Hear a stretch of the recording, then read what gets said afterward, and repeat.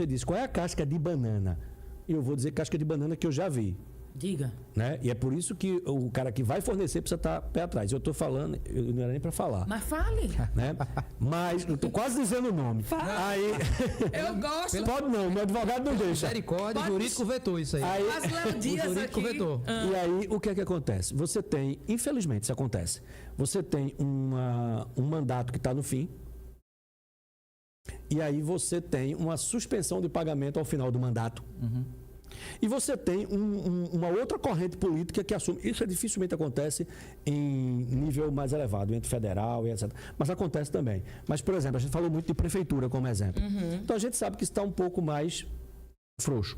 E aí você vai lá, suspensão de pagamento, 1 mês, 2 meses, 3 meses, o empreendedor procura e diz, caramba, eu não vou poder mais fornecer o serviço. Chegamos aonde eu queria. E aí ele diz, e ele chega e diz para você, olha, eu vou suspender o teu contrato.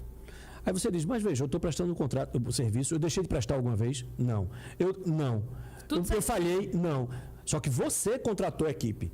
Você contratou o pessoal, você comprou equipamento para prestar o serviço, você, sei lá, comprou um caminhão, comprou um ônibus. Para fazer um negócio, você fez aquilo que você falou lá no começo. Você procurou o BNDES, tomou um empréstimo para comprar o equipamento, o empresário fez tudo isso e aí, simplesmente, num prazo anterior ao ponto que aquele investimento ia te dar retorno, alguém cancela o contrato. E a justificativa está lá embaixo, a bem do serviço público. A bem do serviço público, né, colega? Eu não posso fazer nada.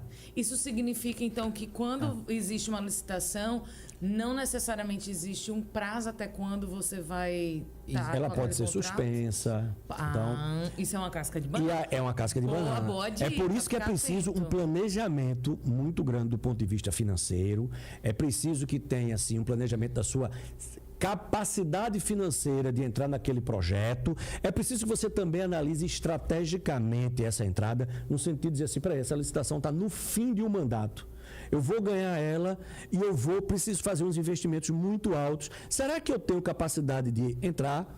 Porque pode acontecer que eu entre no fim do mandato, eu ganho, eu faço investimentos, muda o prefeito, vem uma outra corrente política, todo mundo sabe que o serviço é necessário, continua fornecendo, você pediu a casca de banana.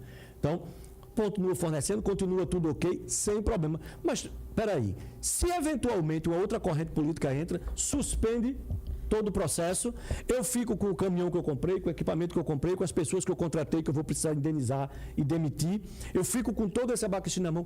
Estrategicamente, eu tenho como usar esse equipamento em outro serviço meu?